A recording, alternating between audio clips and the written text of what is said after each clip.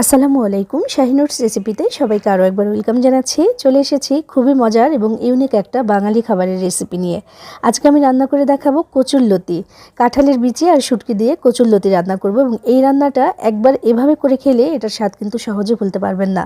তো আজকে এই রান্নাটার জন্য আমি এখানে নিয়েছি 200 গ্রাম পরিমাণে কাঁঠালের বিচি। এটা যে শক্ত যেই খোসাটা থাকে সেটা আমি ফেলে দিয়েছি, লাল যে স্কিনটা সেটা আর ফেলিনি। বিচিগুলোকে মাঝখান থেকে 2 ভাগ করে কেটে নিয়েছি। 500 গ্রাম পরিমাণে কচুরলতি নিয়ে কেটে ধুয়ে রেখেছি। আর এখানে চাপা শুটকি নিয়েছি আমি 4টি। তো চলুন মূল রান্নায় চলে যাই। আর আপনি আমার ভিডিওতে একটা লাইক করে চ্যানেলটি সাবস্ক্রাইব করে পাশেই থাকবেন আশা করছি। প্রথমে কাঁঠালের বিচিটা সেদ্ধ হতে দিচ্ছি। বিসমিল্লাহির রহমানির রহিম। এখানে পর্যাপ্ত পরিমাণে পানি দিয়ে বিচিটাকে সেদ্ধ হতে দিচ্ছি। এটা যেহেতু অনেকটাই শক্ত থাকে তাই এটাকে আগে থেকে সেদ্ধ করে নিতে হবে প্রায় 8 থেকে 10 মিনিটের মতো। আর এর মধ্যে প্রচুর পরিমাণে কষও থাকে, ওই যে কাঁঠালের কষ, বিচিতেও কিন্তু কষ আছে। তো এই কষটা কিন্তু তরকারির টেস্টও খারাপ করে, কালারও খারাপ করে, তাই এটাকে আমি আলাদাভাবে সেদ্ধ করে নিচ্ছি। আমি এটাকে অন্য চুলায় দিয়ে দিচ্ছি। আর এইদিকে আমি লতিটাকে এখন সেদ্ধ করব। এখানে আমি পর্যাপ্ত পরিমাণে পানি গরম হতে দিয়েছি, তার মধ্যে আধা চা চামচ দিয়েছি আমি এখানে লবণ আর হলুদের গুঁড়াও দিয়েছি। দিয়ে এবার এখানে আমি কচুরলতিটাকে সেদ্ধ হতে দিচ্ছি। একদম খুবই অল্প সময়ের জন্য এটাকে ভাপে দিচ্ছি, যেন ওই যে গলা ধরে বা গলা চুলকায় সেটা যেন চলে যায়, সেজন্যই কিন্তু এটাকে আলাদাভাবে একটু ভাপে দিয়ে দিচ্ছি।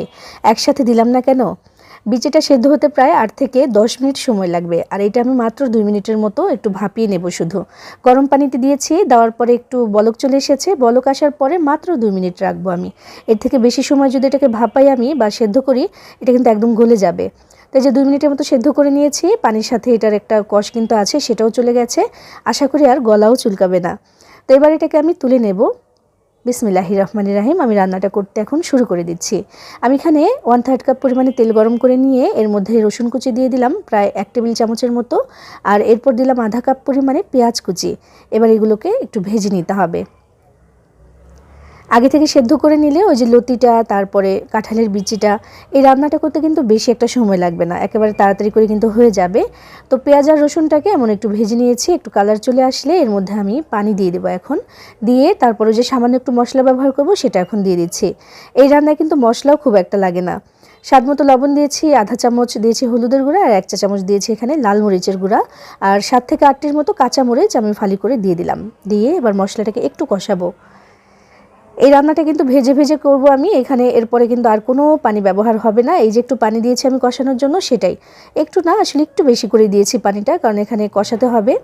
তো আমি একটু কষিয়ে নিয়ে সাথে সাথে দিয়ে দিচ্ছি এখানে আমাদের যেই শুটকিটা আমি গরম পানি দিয়ে ধুয়ে রেখেছিলাম, সেটা কিন্তু বলতে ভুলে গেছি শুরুতে। এটা একেবারে সুন্দর করে ধুয়ে নিতে হবে, এর গায়ে যেন আঁশ ময়লা এগুলো যেন না থাকে খেয়াল রাখতে হবে, তাই কুসুম গরম পানি দিয়ে ধুয়ে নিয়েছি। এবার এই শুটকিগুলোকে দিয়ে নেড়ে চেড়ে নিচ্ছি। দেখবেন যে 1 মিনিটের মধ্যেই শুটকিগুলো একদম একেবারেই গলে যাবে। এই শুটকিটা একেবারেই নরম থাকে। তো এটা যখন গলে যাবে তখন আরও একটু নেড়ে চেড়ে নিচ্ছি, একটু কষিয়ে নিচ্ছি। শুটকিটা একেবারেই গলে গেছে। এবার আমি এখানে দিয়ে দিচ্ছি আমাদের ভাপিয়ে রাখা কাঁঠালের বিচিটা। ওই যে সিদ্ধ দিয়েছিলাম ওইটা কিন্তু আর তুলতে দেখাইনি, ওইটা আমি 10 মিনিটের মতো সেদ্ধ করে নিয়ে তারপর তুলে ভালো পানি দিয়ে আবার ধুয়ে নিয়েছি, যেন একেবারেই কষের কোনো অস্তিত্ব না থাকে। তো এখানে দিয়ে দিলাম সেই বিচিটা, দিয়ে তারপর একটু নেড়ে চেড়ে নিচ্ছি। আর এই ফাঁকে ওই যে শুটকি যে দিয়েছিলাম, শুটকির যে মাঝের বড় বড় কাঁটাগুলো আছে না, সেগুলো আমি তুলে নিচ্ছি।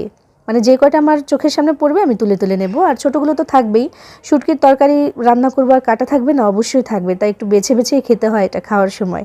তো এটাকে আমি ভালো মতো একটু কষিয়ে নিচ্ছি। 2 মিনিটের মতো একটু নাড়াচাড়া করে নিয়ে তারপরে এখানে দিয়ে দিতে হবে আমাদের লতিটা।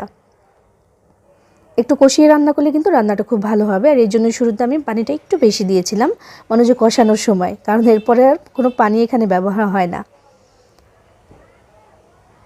এবার আমি এখানে দিয়ে দিচ্ছি ভাপিয়ে রাখা সেই কচুরলতিটা। লতিটা দিয়ে দেওয়ার পরে কিন্তু এখন আর শুধু একটাই কাজ বাকি আছে, সেটা হচ্ছে একটু পরপর নাড়াচাড়া করে দেওয়া আর ভাজা ভাজা করা। অনবরত নাড়াচাড়া করতে হবে না, তাতে করে আবার লতিগুলো একদম ভেঙে চুরে গলে যাবে। তো সেটা চাইছি না। এখন শুধু এটাকে নাড়াচাড়া করবো, আর 1 ফোঁটা পানিও কিন্তু এখানে ব্যবহার করব না, তাতে করে লতিটা একদম গলে যাবে। এটাকে সামান্য একটু ভাপিয়ে নিয়েছি, সেভাবে কিন্তু সেদ্ধ আমি হতে দেইনি। লতিটা সেদ্ধ হতে খুব একটা সময়ও কিন্তু লাগে না। তো যে দেখেন নাড়াচাড়া করে নিচ্ছি, আর এভাবে একটু একটু করে আমি মেলে মেলে দিচ্ছি। একটু পরপর আমি এটাকে নাড়াচাড়া করব। চুলার আঁচটাকে মিডিয়ামে রেখে কিন্তু এই কাজটি করতে হবে এবং এই কাজটা করতে আমার প্রায় 10 মিনিটের মতো সময় লাগবে। তাতেই কিন্তু আমার রান্নাটা একদম কমপ্লিট হয়ে যাবে। আর এইভাবে শুটকি দিয়ে লতি দিয়ে কিন্তু অনেক সময় খাওয়া হয়, তবে কাঁঠালের বিচি দিয়ে কিন্তু সবসময় রান্নাটা করা হয় না। এখন যেহেতু কাঁঠালেরই সিজন এবং মোটামুটি সবার বাড়িতেই কিন্তু এখন এই কাঁঠালের বিচিটা আছে। তো এইভাবে লতি দিয়ে শুটকি দিয়ে কাঁঠালের বিচি দিয়ে কিন্তু রান্না করতে পারেন, এটা অসাধারণ লাগে। আর কাঁঠালের বিচি তো এমনিতেই অনেকে পছন্দ করেন।